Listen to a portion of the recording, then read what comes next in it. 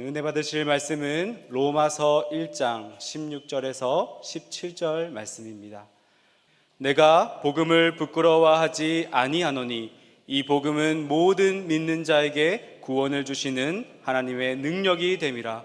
먼저는 유대인에게요 그리고 헬라인에게로다. 복음에는 하나님의 의가 나타나서 믿음으로 믿음에 이르게 하나니 기록된 바 오직 의인은 믿음으로 말미암아 살리라 함과 같으니라. 아멘. 네, 오늘 낮에는 특별히 우리 사랑방 전도축제 교회 초청을 하였습니다.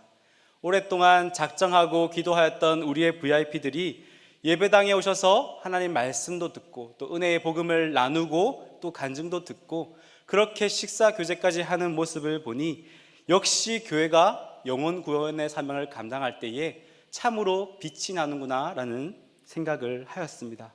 성도님들의 섬김도 정말 나날이 성숙해져 가는 모습이었습니다. 어떤 것이든 자신의 자리에서 자신의 본분을 다할 때, 있는 바대로 그 기록된 바 목적대로 행할 때에 비로소 그것에 합당하게 행할 때에 정말 아름다운 모습이 아닐까 생각이 됩니다.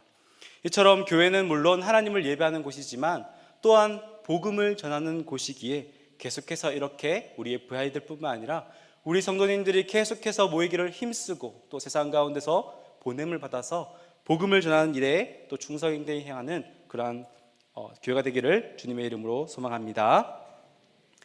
네, 여기 있는 우리 청년들을 제외하고는 아마 제 설교를 많이 들어보지는 못하셨을 텐데요. 계속해서 반복되는 단어들이 저에게 있습니다. 아마 눈치채셨던 우리 청년들도 계실 텐데요. 그 중에 하나가 열매 맺는 삶, 또 축복의 통로라는 말씀입니다.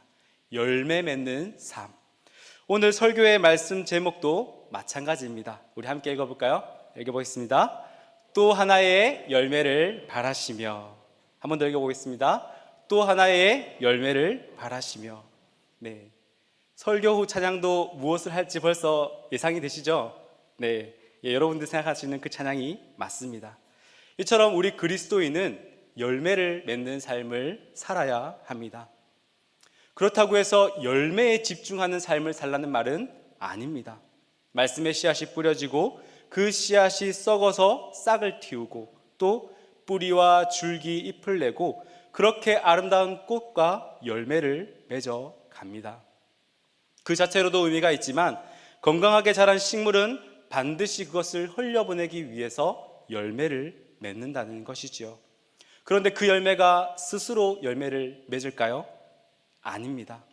햇살과 물, 또 기후와 적당한 습도, 또 땅의 거름 등 나무가 흡수한 영양분을 공급받아서 열매를 맺는다는 것이지요. 즉 열매 맺는 삶은 내 영혼이, 아니 우리 인생이 참주인 포도나무 되시는 예수님한테 붙어 있을 때에 비로소 그분이 누구이신지를 알고 복음의 가치를 알 때에 우리의 삶은 스스로, 아니 자연적으로 열매를 맺어 간다는 것이지요. 복음의 진정한 가치를 발견하고 붙잡을 때에 비로소 우리의 인생도 열매 맺는 삶을 살아가게 된다는 것입니다. 마태복음 7장 17절에 이렇게 나와 있습니다. 이와 같이 좋은 나무마다 아름다운 열매를 맺고 못된 나무가 나쁜 열매를 맺나니 좋은 나무가 나쁜 열매를 맺을 수 없고 못된 나무가 아름다운 열매를 맺을 수 없느니라. 우리 한 절 넘어서 20절로 함께 읽어보겠습니다. 이러므로 그들의 열매로 그들을 알리라. 아멘. 남의 열매가 어떤지 그것을 보고 판단하는 말이 아닙니다. 내가 진짜 포도나무에 붙어 있는지, 내가 그 예배의 감격이 여전히 살아있고 또 내 삶은 열매를 맺고 있는지 이것을 점검하라는 말씀입니다. 혹 여러분은 어떻습니까? 내가 진짜 포도나무에 붙어서 예배 드릴 때마다의 감격이 넘치십니까? 아니면 끈 떨어진 연처럼 한 번 받은 은혜로 내 힘대로 내 뜻대로 날아가려고 애쓰고 계십니까? 이것을 돌아보고 점검하라는 말씀입니다. 화병에 담아놓은 꽃들이 너무나도 예쁘지만 그것은 뿌리가 없는 인생, 우리 인생의 사람의 인생과 같다는 것입니다. 우리의 신앙은 그저 종교 활동이 아닙니다. 열매는 오직 하나님께서 맺으시는데 내가 그 안에 거하고 그의 말씀이 내 안에 거할 때에 하나님께서 열매를 맺어 가십니다. 그러니 열매 맺는 삶은 단 한 번의 축제, 단 한 번의 이벤트가 아니라는 것입니다. 그리고 또한 나에게 집중되는 삶도 아닙니다. 그저 살아가면서 그분을 깊이 경험하고 그분을 꼭 잡는 삶이야말로 바로 열매 맺는 삶이라는 것이지요. 이처럼 예수 그리스도의 피 묻은 십자가 복음은 그저 내 삶 속에서 조금 더 윤택하게 살고 조금 더 평안하게 살기 위해서 주어진 것이 결코 아닙니다. 이 복음은 죽음과 생명의 차이입니다. 또한 우리 죽음의 한계를 넘어서 영원한 생명에 관한 이야기이자 또 우리 삶의 실제 이야기라는 것입니다. 여러분께 한번 질문 드려보려 합니다. 여러분은 이 좋은 날 어찌 예배당에 모여서 이렇게 예배를 드리고 계십니까? 날씨도 좋고 비가 온 뒤에는 얼마나 시원한지 산으로 들로 그렇게 만끽하며 놀러 가는 것이 좋은 것 아닌가요?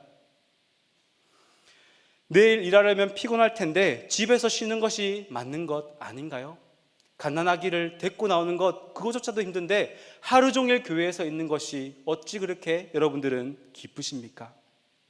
여러분들은 도대체 왜 이 자리에 와 계십니까? 그 이유는 바로 여러분들이 복음의 가치를 알기 때문입니다. 여러분들은 결코 바보가 아닙니다. 미련하고 어리석은 것은 더더욱 아니라는 것이지요.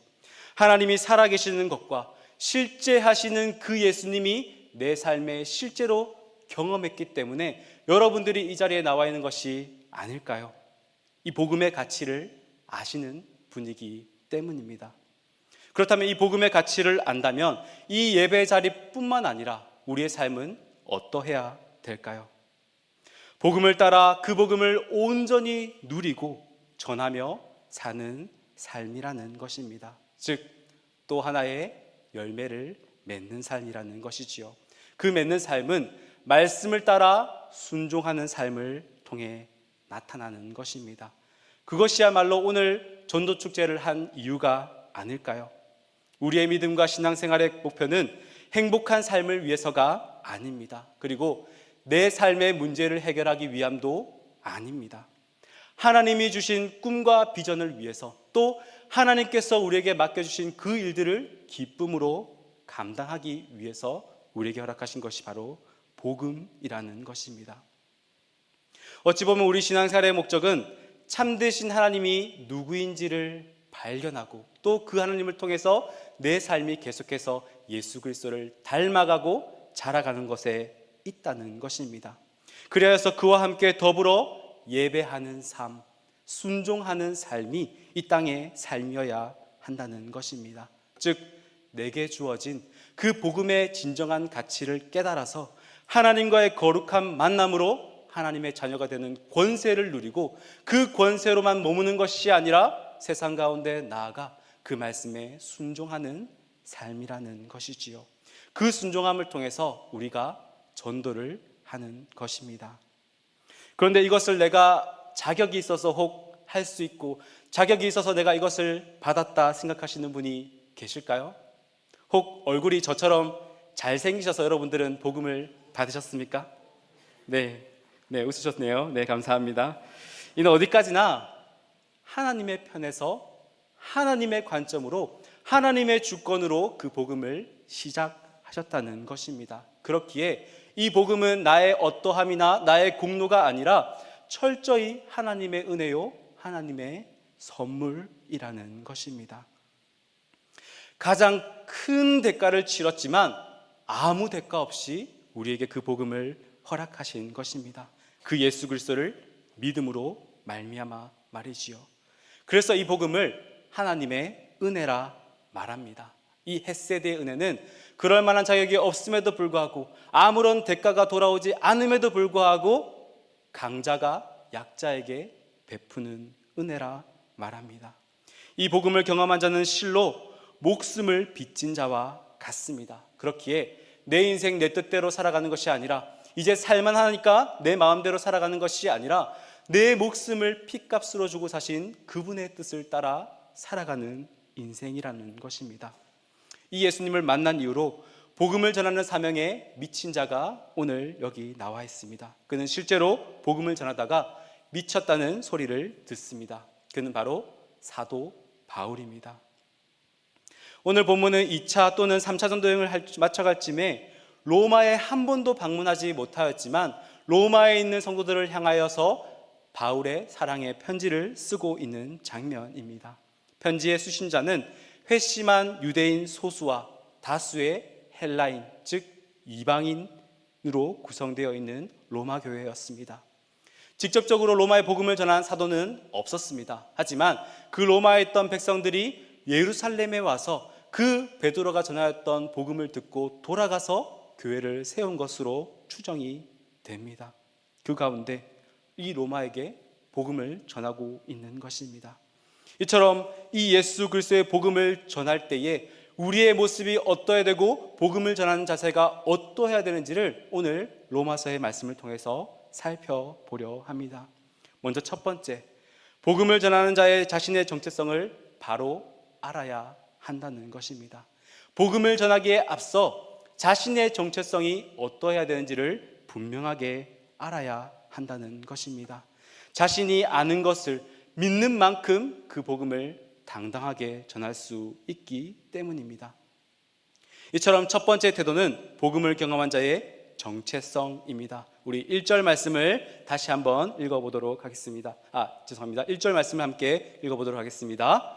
예수 그리스도의 종 바울은 사도로 부르심을 받아 하나님의 복음을 위하여 택정함을 입었으니 아멘. 먼저 그를 자신을 예수 그리스도의 종이라고 밝히고 있습니다. 종은 어떻습니까? 그 당시 종은 주권이 없습니다. 주인이 하라는 대로 하고 멈추라면 멈추는 것이 그 당시의 종의 모습이라는 것입니다. 또한 아무리 수고해도 아무런 보상이 없을 수 있는 것이 종의 모습입니다. 그 당시 종이라 하면 한시적으로 주인에게 어떻게 고용이 되어서 그 일만 맡겨져서 이제 그 일이 끝나면 해방이 되는 종도 있었습니다. 하지만 노예는 다릅니다. 그의 전 생애가 주인의 손에 달려 있었던 것입니다. 그의 업무든 모든 일이든 주인의 뜻에 따라 움직이고 또한 그 생애가 주인에 의해서 결정이 되는 것이 바로 노예이라는 것입니다. 그런데 바울은 자신을 종 또는 노예의 의미는 둘로스라는 헬라어를 사용하고 있습니다. 그리스도의 종, 그리스도의 노예라고 자신을 밝히고 있습니다. 그가 예수님의 둘로스라고 자처하는 이유는 예수님이 자신의 피값으로 자신을 샀기 때문입니다. 그러한 십자가의 보혈로 구속되었기에 이제는 그의 삶이, 그의 모든 소유가 자신의 것이 아니라 예수님의 것임을 밝히고 있는 것입니다. 그렇기에 사도 바울은 예수님이 가라 하시는 곳에 가고 멈추라 하는 곳에 멈추고 또 전하라 하는 곳에 가서 자신의 목숨까지도 아끼지 않고 복음을 전하였던 이유인 것이지요. 그렇게 그는 자신을 예수 그리스도의 종이라 말하며 하나님의 복음을 위하여 택정함을 입었다라고 소개하고 있습니다. 세상 가운데서 부르심을 받아 사도가 되었다 말합니다. 사도의 뜻이 무엇입니까? 보냄을 받은 자입니다. 보냄을 받기 위해서 부르심을 받았고 이것은 하나님의 복음을 전하기 위해서 택하심을 입은 것이라 말씀하고 있는 것이지요. 세상 가운데 보내기 위해서 택정함을 입었다 말합니다. 하나님의 복음을 위하여 택정함을 입었다. 이는 어디까지나 하나님의 주권적인 부르심이요 또한 은혜의 복음을 전하기 위함이라 밝히고 있습니다. 하나님의 부르심은 보내기 위해서 부르셨다라고 말씀하고 있는 것입니다. 이것이 바로 복음에 주는 비밀이요 또 축복의 특권임을 우리에게 말씀하고 있는 것입니다. 종은요 자신이 수고한 일에 그 어떤 보상도 받지 못합니다. 그래도 좋은 주인을 만나면 조금이라도 좀 더 먹을 것 좋은 것 주고 잠을 좀 쉬게 더 잘 수 있는 그러한 보상이 주어지겠지만 이 종은 그 자체가 주인의 소유이기에 그 어떤 수고를 하여도 얻을 수 있는 마땅한 것이 없다는 것입니다.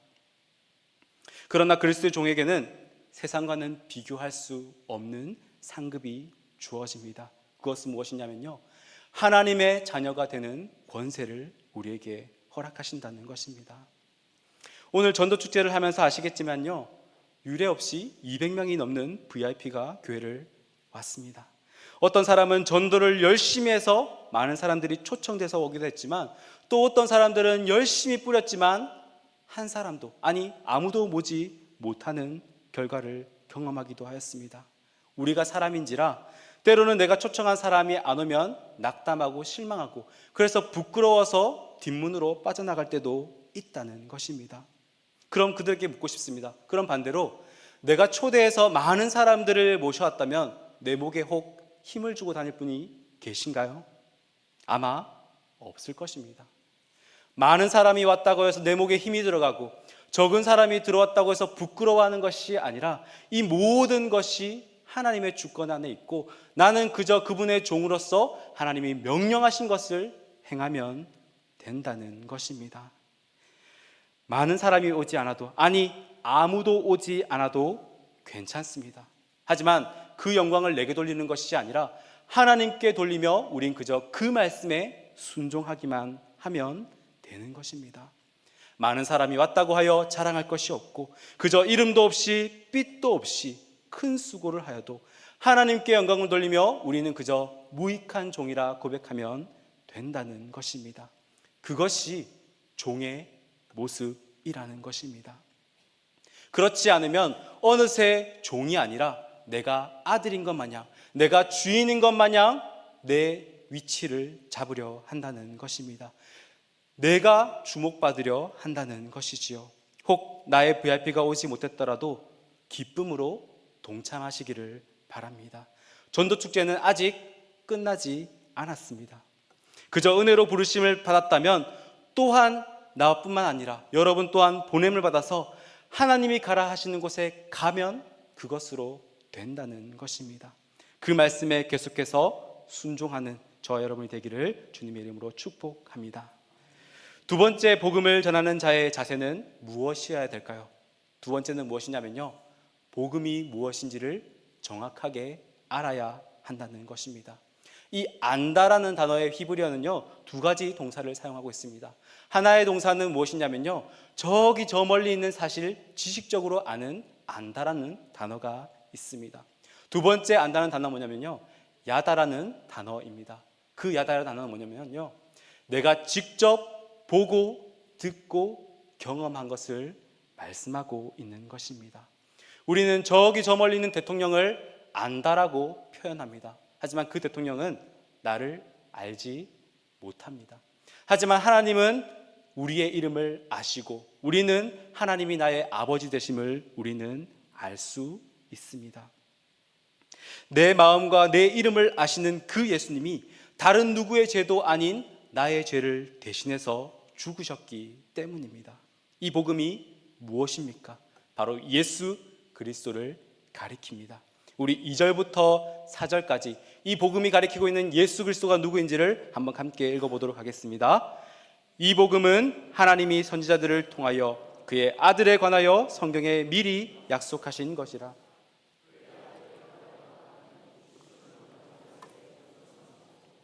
성결의 영으로는 죽은 자들 가운데서 부활하사 능력으로 하나님의 아들로 선포되셨으니 곧 우리 주 예수 그리스도시니라. 아멘. 이 복음은요, 예수 그리스도를 가리키는데 하루아침에 뚝 떨어진 것이 아닙니다. 창세전부터 계획되고 하나님이 수많은 선지자를 통하여서 그의 아들에 관하여 미리 기록된 말씀, 약속입니다. 육으로는 다윗의 혈통으로 하셨고 성결의 영으로는 하나님의 아들로, 또 죽은 자들 가운데 부활하사 하나님의 아들로 선포되셨으니 곧 우리 주 예수 그리스도시라. 아멘. 이것이 복음입니다. 하나님의 아들, 참 하나님이시자 참 사람이신 예수 그리스도가 바로 죄와 허물로 죽었던 우리를, 죽을 수밖에 없는 우리를 대신해서 바로 십자가에 못 박혀 죽으셨다는 것입니다. 그리고 3일 만에 부활하셔서 그 생명을 우리에게 다시 허락하셨습니다. 왜요? 왜 그러셨을까요? 바로 우리를 사랑하시기 때문입니다. 다른 복음은 없습니다. 이 예수님이 완전하게 이루신 그 순종하심으로 다 이루신 의를 오늘 우리에게 그것을 의롭다 여긴다 약속하고 계시는 것입니다. 하나님이 입혀주시는 그 의의 옷을 입고 이 땅 가운데 믿음으로 살아가라 말씀하고 있는 것입니다. 이처럼 복음을 무엇인지 명확하게 알고 또 다른 일을 생명잔치에 초대하라 말씀하고 있는 것입니다. 이것이야말로 기쁜 소식, 바로 복음, 그 복된 소식을 전하는 것이라는 것이지요. 이 복음은요, 헬라어로는 유앙겔리온이라 말을 합니다. 이는 나라와 나라의 전쟁에서 왕의 승리 소식을 또 백성들에게 전하는 말에서 유래된 말입니다. 왜 이 소식을 전할까요? 왜 이 소식을 그렇게 힘든 거리를 불구하고 숨이 헐떡임에도 불구하고 왜 그렇게 가서 복음을 전했던 것일까요? 왜냐하면요, 그 왕의 승리가 바로 오늘 내가 살아가는 그 삶의 현장에서 나의 승리가 되기 때문입니다. 전쟁의 기쁜 소식을 전하지 않을 수가 없다는 것이지요. 우리는 나라를 잃었던 슬픔이 있습니다. 나라를 잃었다가 되찾은 소식은 나도 모르게 그 애국심이 피어나고 대한독립 만세라고 외칠 수밖에 없게 만든다는 것입니다. 복음의 기쁜 소식 또한 마찬가지입니다. 왕의 승리 소식은요, 그냥 내가 살아가는 거랑 전혀 상관없는 인생이 아니라 뜬구름 잡는 승리가 아니라요, 내 삶에 실제로 역사하는 승리의 소식이라는 것입니다. 이 승리가 무엇일까요? 인간의 눈에는 실패 같아 보이고 아무 능력 없이 붙잡힌 것 같지만 스스로, 아니 능동적으로 그 십자가를 지심으로 하나님의 가장 완벽한 방법, 가장 완벽한 때에 그 모든 것을 십자가에서 이루셨습니다. 죽음으로 죽음을 이기시고 우리에게 부활의 생명을 허락하셨다는 것입니다. 그 완전한 승리를 오늘 우리에게 예수의 이름을 통하여서 우리에게 주셨다는 것입니다. 이 복음이 예수 그리스도이십니다. 그런데 혹 이 복음을 들어도 별 감흥이 없다면 우리는 이것을 분명히 깨달아야 합니다.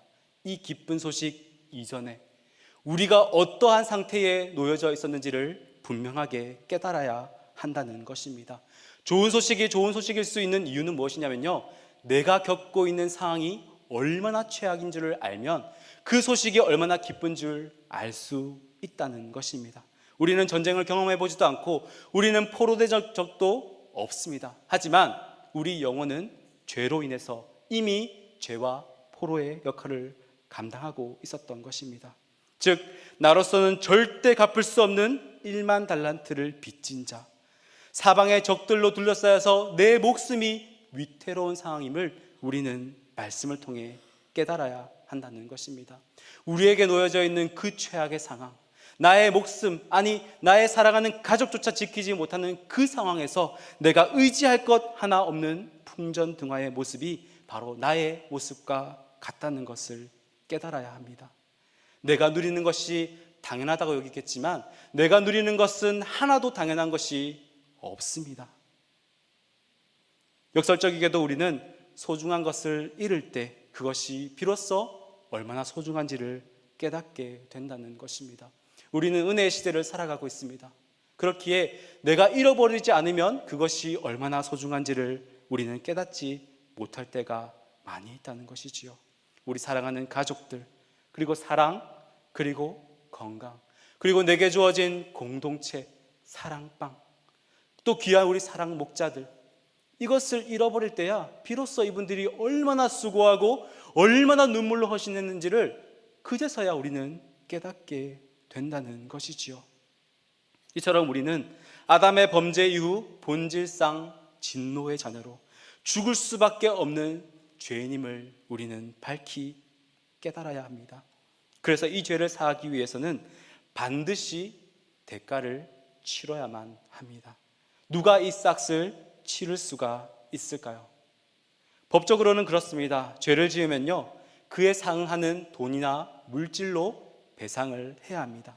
두 번째는 무엇이냐면요, 그것을 갚을 능력이 안 되면 몸으로 때워야 합니다. 징역살이를 하든 아니면 그 집에 종살이를 하든 그렇게 몸으로써 대가를 치러야만 합니다. 그리고 세 번째는 어떤 것이냐면요, 다른 사람이 나를 대신해서 그 돈을 갚아주거나 아니면 나 대신 그 사람이 종살이를 하는 것입니다. 실제로 전쟁 중에 군인에게 포로를 맡겼는데 그 포로가 도망을 치면요, 아무리 군사라고 해도 그 포로의 목숨을 대신해야만 하는 법들이 있었습니다. 그리고 아는 바와 같이 바울이 그 감옥의 간수, 빌립보 교회에서 갇혔을 때에 그 감옥의 간수가 자결하려고 했던 모습들을 우리는 기억할 것입니다. 감옥의 간수가요, 그 죄인들이 도망을 가게 되면 그 목숨을 자신의 빚으로 갚아야 했기 때문입니다. 이처럼 자신이 잘못한 것에서는 반드시 대가를 치러야만 하는 것입니다. 그런데 우리가 아는 바와 같이 죄의 싹은 무엇입니까? 맞습니다. 바로 사망, 바로 죽음이라는 것입니다. 누가 이 죄의 싹을 지불할 수 있겠습니까? 우리 모두는 한 사람도 예외 없이 죄를 지었고 죄인입니다. 심지어 예수를 믿는 우리들도 마찬가지입니다. 그래도 나는 혹 괜찮은 사람이야 여기시는 분 계십니까? 에이, 그래도 목사님이니까 좀 죄를 덜 짓겠지, 이렇게 생각하십니까? 아닙니다. 더 했으면 더 했지 절대 나의 죄가 작다 말할 수 없다는 것입니다. 이 죄를 아무도 대가를 지불할 수 없다는 것입니다. 그렇게 이 죄에 민감해야 내가 어떠한 죄인인지를 깨닫게 되는 것이고, 그럴 때에 비로소 구원의 기쁜 소식, 그 복음이 나의 기쁨의 소식이 된다는 것이지요. 그때야 비로소 하나님이 벌레만도 못한 나를 살리시기 위해 자신의 아들을 내어주셨다는 그 사실을 깨닫게 됩니다. 죄의 형벌로 내가 십자가에 달려야 함에도 그 예수님이 십자가에 못 박히시고 그 발도 박히시고 그 모든 물과 피를 다 쏟아내셨던 것입니다. 그 예수님이 우리 죄를 대신하여 죽으심으로 오늘 우리가 살아있는 것입니다. 이것이 바로 복음, 바로 곧 우리 주 예수 그리스도이십니다. 이 복음의 감격, 하나님의 크신 사랑은 말로 표현이 안 되는 것이지요. 그렇기에 이것을 경험한 자는 비록 완전하지 않아도 그 복음을 전하기 위해서 위협도 무릅쓰고 부끄러움도 무릅쓰고 이 복음을 전한다는 것입니다. 복음을 전하는 자는 반드시 이 복음이 무엇인지를 내 삶에 경험할 때에 비로소 그것을 전할 수 있게 된다는 것입니다. 그러니 우리의 삶 가운데서 실제하는 그 복음을 실제로 경험하시고 온전히 누리시고 그것을 전할 수 있기를 소망합니다. 이처럼 우리는 이것을 경험한 자로서 이 복음을 전하기 위해 부름을 받은 자들입니다. 사랑하는 성도 여러분, 우리 또한 이 은혜의 복음을 전하기 위해 하나님의 택하심을 받은 자들인 줄 믿습니다. 우리가 살아가는 삶의 자리에서 우리를 주님 앞으로 부르시고 또 세상에 보냄을 받은 자들입니다. 무엇을 위해서요? 하나님의 복음을 위해서입니다. 그런데 이 복음은 단순히 전하는 것에만 그치지 않습니다. 오늘 5절 말씀을 한번 함께 읽어보겠습니다. 5절 말씀인데요, 한번 다시 한번 읽어보겠습니다. 그로 말미암아 우리가 은혜와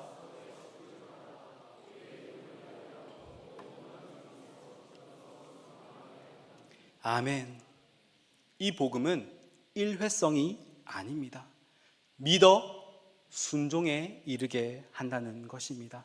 이방인들 뿐만 아니라 나부터 믿어 순종의 자리에 나가는 것이고, 또 이 복음을 전하는 것에만 그치는 것이 아니라 그들로 하여금 믿어 순종하게 한다라고 말합니다.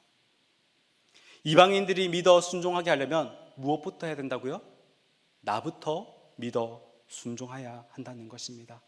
세 번째 복음을 전하는 자세가 이렇습니다. 그의 이름을 믿어 순종하게 하나니. 복음을 전하는 목적이 나옵니다. 단순히 복음을 전하고 그치는 것이 아니라 계속해서 이어지고 순종의 자리로 나아올 수 있도록 하는 것입니다. 오늘 우리가 복음을 전하기 위해 또 사랑방으로 교회로 초청하였습니다. 교회에 한번 나온 것으로 절대 끝이 아닙니다. 정말 수고하셨는데요, 오늘 정말 많은 분들이 수고하셨는데요, 이것이 끝이 아닙니다. 어찌 보면 이제 시작인지도 모르겠습니다. 전도는 교회 초청으로 끝나는 것이 아니라 우리의 삶으로 계속되어져야만 한다는 것입니다. 우리를 부르신 이유가 바로 그들로 하여금 믿게 하는 것이고, 그들로 하여금 믿어 순종의 자리에까지 나오게 하는 것이기 때문입니다. 한번 전하는 것으로 끝. 예수 믿고 나 이제 구원받았어, 이제 내 삶은 내 마음대로 살 거야, 이것이 아니라는 말씀입니다. 우리의 신앙은 유기적이고 하나님의 관계를 뜻하기에 우리는 계속해서 그 말씀에 순종함으로 예수 그리스도의 장성한 분량까지 자라가야 한다는 것입니다. 어떻게요? 믿음으로, 순종함으로. 그렇게 순종함으로 예배를 드리고 또 그 사랑에 반응하여 순종하는 삶을 살아가는 것입니다. 예수를 믿음으로 그 순간으로 끝나지 않고 믿음으로 순종해야 비로소 우리의 신앙이 자라가게 된다는 것입니다. 그렇기에 바울이 로마를 향하여 한 번도 방문하지 않았던 곳에 그 사랑의 편지를 쓰고 있는 것입니다. 회심한 유대인뿐만 아니라 또 복음을 들은 이방인, 헬라인들에게 그 예수를 믿어 변화받기를 기대하고 있다는 것이지요. 그래서 7절 이후의 말씀은 내가 어떻게 해서든 로마에 가기를 원한다는 말을 하고 있습니다. 그러면서 그 이유를 다시 한번 밝히고 있습니다. 우리 11절 말씀을 한번 함께 읽어보도록 하겠습니다. 내가 너희 보기를 간절히 원하는 것은 어떤 신령한 은사를 너희에게 나누어 주어 너희를 견고하게 하려 함이니. 아멘. 너희를 견고하게 하려 한다라고 그 목적을 밝히고 있습니다. 실로 우리의 신앙은 계속되어야 합니다. 한 번의 전도 축제, 한 번의 뜨거운 수련의 예배도 중요하지만 우리의 삶은 계속된다는 것입니다. 그렇다면 어찌 보면 우리가 드리는 일상의 예배를 통하여서 참된 제자의 삶으로 순종하는 것이고, 그렇게 참된 제자가 되어서 비로소 다른 이들을 제자 삼는 인생이어야 한다는 것이지요. 이것이야말로 바울이 자신의 생명조차 돌보지 않고 복음을 전한 이유라는 것입니다. 사실 이것이 올해 청년부의 표어인데요, 제자 되어 제자 삼으라는 표어입니다. 먼저는 제자가 되는 것이고, 그리고 제자의 합당한 삶을 살아내는 것이고, 그 다음에 다른 이들을 향하여 제자 삼는 것입니다. 믿는 것으로 끝나는 것이 아니라 믿음으로 그분의 말씀에 순종하고 그 순종함을 통하여 다른 이들을 제자 삼는 것, 이것이 우리 청년들의 표이라는 것입니다. 제자가 되었다고 해서 특권만을 누리는 것이 아니라 제자로서의 삶을 먼저 살아내야 함을 우리는 말하였던 것입니다. 그렇게 우리의 삶을 통해서 말에도 행동에도, 그리고 우리의 모든 모습을 통하여서 우리는 세상의 본이 되어야 되고, 무엇보다 하나님 말씀을 날마다 듣고 지켜야 한다는 것이지요. 그러한 삶을 살 때 비로소 또 다른 일을 제자 삼을 수 있게 되는 것입니다. 복음을 언제든지 전할 수 있습니다. 하지만 삶으로 살아내기란 여간 어려운 일이 아니라는 것입니다. 다른 일을 제자 삼기 위해서는 나부터 먼저 제자의 삶을 살아야만 가능하다는 것입니다. 은혜와 열매를 나누기 위해서는 내 것을 나누어 주는 것이 아니라 믿음으로 순종함으로 축복의 통로가 되어서 예수 그리스도께 받은 것을 나누어 주는 것임을 우리는 잊지 말아야 합니다. 이것은 결코 사도 바울만 그런 것이 아닙니다. 목회자나 사역자, 선교사만 그런 것이 결코 아닙니다. 오늘 여러분들을 함께 이 복음으로 초대하고 있습니다. 우리 6절 말씀인데요, 한번 함께 읽어보도록 하겠습니다. 너희도 그들 중에서 예수 그리스도의 것으로 부르심을 받은 자니라. 아멘. 여러분도 동일하게 예수 그리스도의 것으로 부르심을 받은 자들이십니다. 바울은 자신이 할 수만 있는 대로 로마에 있는 사람에게도 복음 전하기를 원한다 밝힌 이유이고, 또 그러면서 부르심을 받은 자는 더 이상 복음을 부끄러워하지 않는다 말합니다.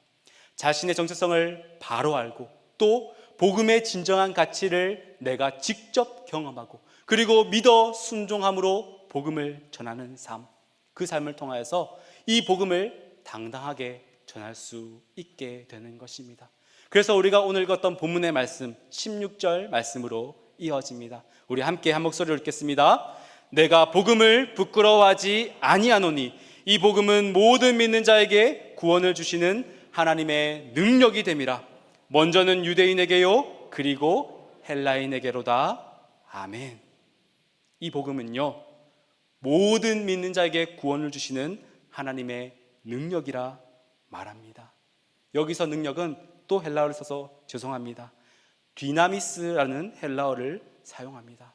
이 디나미스의 어원은 어디냐면요 오늘날에 사용되는 다이너마이트 그리고 역동적인 뜻을 의미하는 다이나믹 그 말의 어원이 되고 있습니다.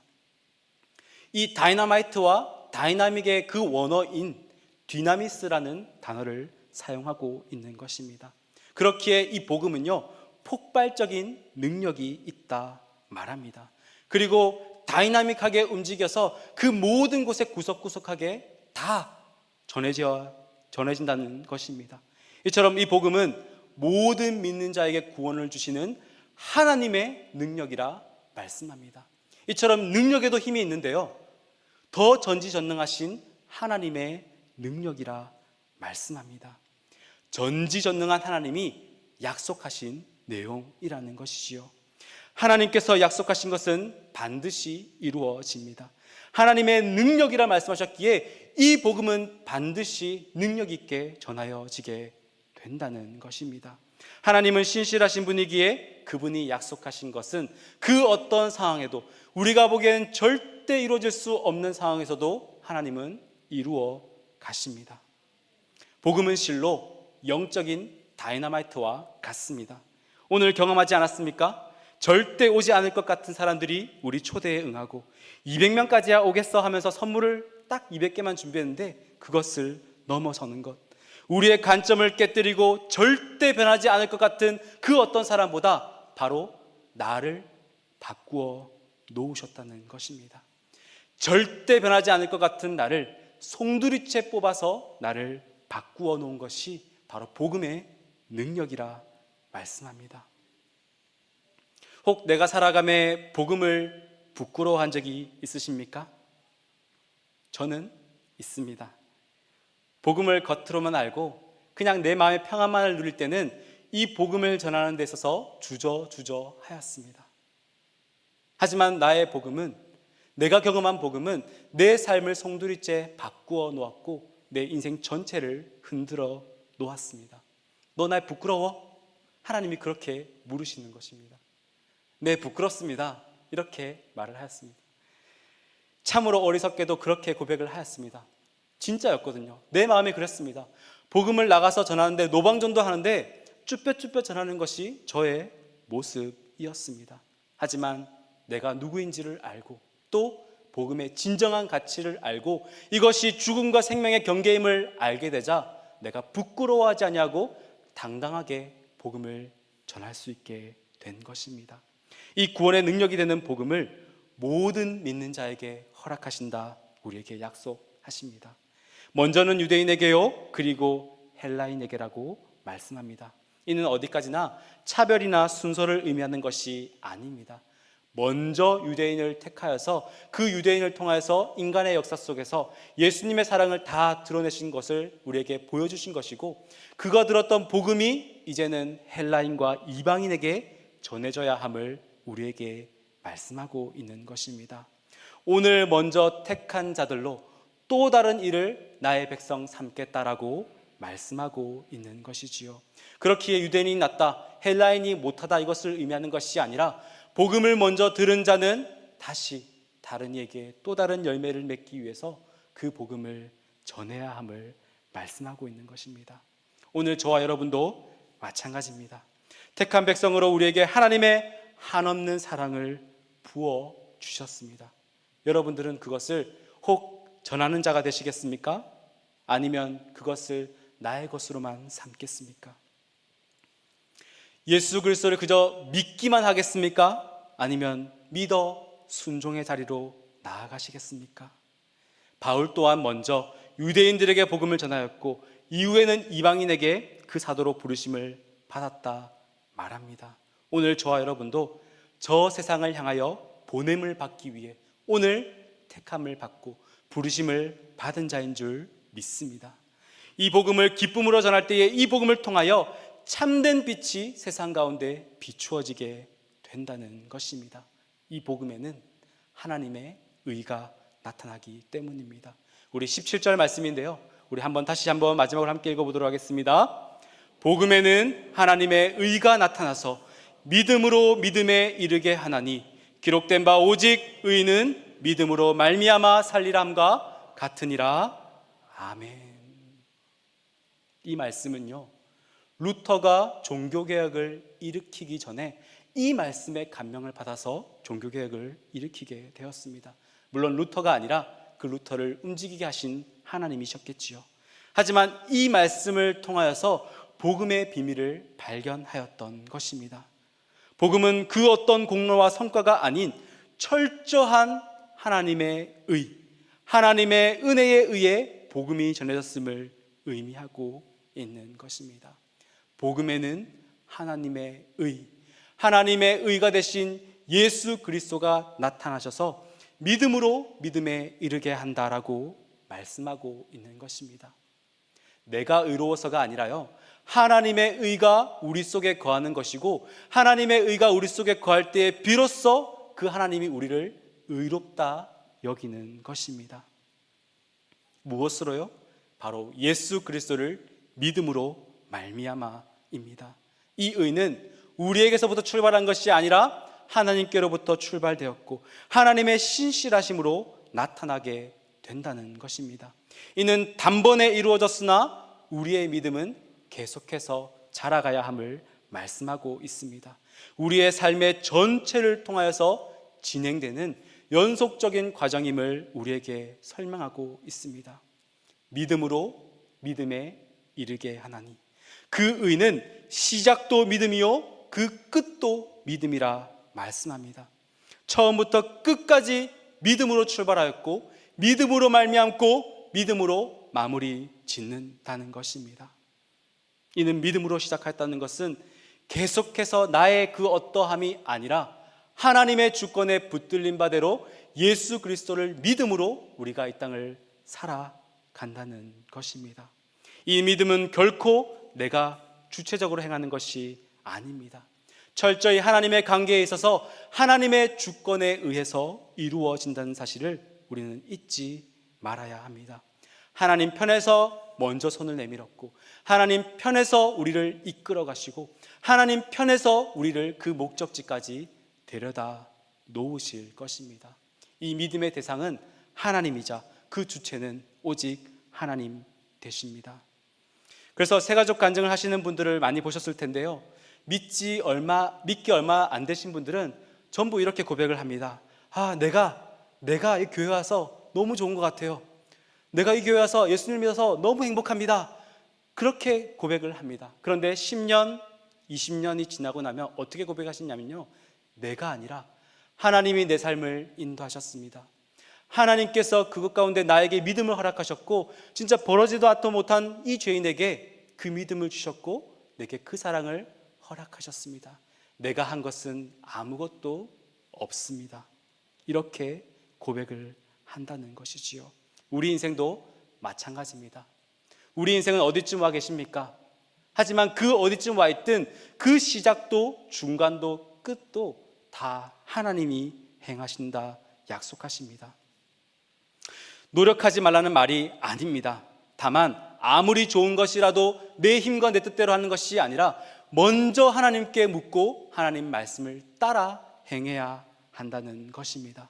성령 충만함으로 하나님의 인도하심을 따라 말씀을 따라 순종하는 자리에 설 때에 비로소 하나님이 우리 통해서 우리를 축복의 통로로 사용하셔서 그 모든 일을 이루신다 약속하시는 것입니다. 하나님께서 우리 안에 역사하시도록 우리는 계속해서 우리를 비워 우리를 내어드려야 되는 것이고 오직 내 안에 예수 그리스도로 가득 채워야 합니다. 끝으로 바울은 하박국 2장 4절을 인용하여 말합니다. 기록된 바 오직 의인은 믿음으로 말미암아 살리라. 시작과 끝도 믿음이었다면 살아가는 그것도 믿음으로 말미암아 살리라 함과 같다 말씀하십니다. 믿음으로 의롭게 된 자는 믿음으로 신실한 태도로 끝까지 믿음으로 하나님을 붙잡는 인생이어야 합니다. 그럴 때 비로소 하나님께서 열매를 맺어 가시는 것입니다. 그리스도인은요, 그리스도를 따르는 사람을 가리킵니다. 그리스도인은 그저 교회 와서 그저 몸만 왔다 가는 것이 아니라 예수 그리스도께서 가신 그 좁은 길, 그 십자가의 길을 따라가는 자가 바로 그리스도인이요 제자라 말씀합니다. 그리스도인은 하나님의 신실하심과 은혜로 믿음으로 의롭게 되었고 이제는 그것을 순종함으로 의롭게 살아가는 인생이어야 합니다. 사랑하는 성도 여러분, 오늘 전도축제를 마치고 축제장에서 우리가 기뻐하였습니다. 하지만 이것이 한 번의 이벤트로 절대 끝나서는 안 되는 이유가 바로 여기에 있습니다. 한 번 초대한 것으로 우리의 할 일을 다 했다는 것이 아니라 오늘 6절의 말씀처럼 믿음으로 순종하게 이르고 또 우리를 견고하게 하기 위해서 우리는 계속해서 그들과의 그 복음의 관계 또 전도의 삶을 살아가야 한다는 것입니다. 한 번 들은 것으로 그치지 않고 순종의 자리로 그들을 이끌어야 한다는 것입니다. 비록 세상 가운데는 어리석어 보이고 미련해 보이는 길처럼 보이지만 그들이 들은 복음은 하나님의 능력이라 말씀하십니다. 또 믿어 살아내므로 참된 제자의 삶을 살아내므로 우리는 그들을 제자 삼아야 한다는 것입니다. 오늘 우리 사랑하는 목자님들과 성도님들 참 많이 수고하셨습니다. 제가 지혜하는 것이 아니라 제게 주시는 마음입니다. 정말 자신의 그 물질과 시간을 아끼지 않고 그들을 초대하였습니다. 그런데 확고한 것은 이제 진짜 시작입니다. 그들이 믿어 예배와 순종의 자리에 나오기까지 우리는 계속해서 그들을 향하여 물을 주고 끊임없이 보살펴야 합니다. 그들 마음 가운데 복음의 싹을 틔우고 또 줄기가 자라고 잎이 날 때 그 아버지의 마음으로 그들을 위해서 울고 그들을 위해서 기도로 돌봐야 한다는 것입니다. 전도는 이벤트가 아닙니다. 전도는 우리의 삶이요 믿음의 증표입니다. 한 영혼을 향한 열정이 지속될 수 있는 유일한 방법은 오직 내가 누구인지를 깨닫고 내가 날마다 복음의 가치를 발견하고 그것을 믿음으로 살아가는 인생이어야 한다는 것입니다. 한 알의 미랄이 떨어져 썩지 아니하면 한 알의 미랄이 그대로 있지만 한 알의 미랄이 썩어져 그 속에 싹을 틔우게 되면 그 수많은 열매를 맺게 한다는 것입니다. 여러분들에게 포기하라는 것을 강조하는 것이 아닙니다. 복음의 진정한 가치를 발견하라 말씀드리는 것입니다. 우리가 전하는 복음에는 능력이 있습니다. 그것도 모든 믿는 자에게 구원을 주시는 하나님의 능력이라 말씀합니다.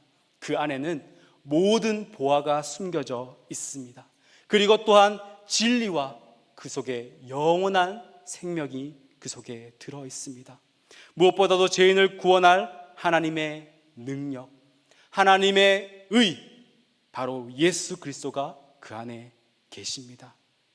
하나님은 이를 위해서 오늘 우리를 부르셨고 우리의 그 작은 섬김을 통하여 또 하나의 열매를 맺으실 줄 믿습니다.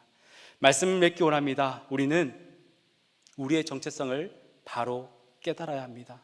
죽을 수밖에 없는 죄인을 그분의 피로 사신 바로 그분의 종이자 또 그분의 자녀라고 말씀하십니다. 또한 이 복음은 내가 그렇게 하는 자격이 있어서가 아니라 아무것도 할 수 없는 저에게 값없이 은혜로 우리에게 허락하신 것입니다. 이 놀라운 복음은 단순히 믿음으로 끝나지 않고 우리 삶에 반드시 변화를 가져오게 됩니다. 이 복음을 통해 하나님의 의, 예수 그리스도가 밝히 드러나셨고 그 예수님이 다 순종함으로 이루신 그 일을 오늘 나의 것 삼아 주신다 말씀하십니다. 오직 의인은 믿음으로 말미암아 살리라. 시작도 믿음이요 그 과정도 믿음이요 그 끝도 믿음이라 말씀하십니다. 그 예수 그리스도를 믿음으로 이 땅 가운데 허락하신 그 복음의 참된 기쁨을 누리게 하시고 또 말씀대로 살아가는 주님의 참된 제자가 되기를 주님의 이름으로 축복합니다.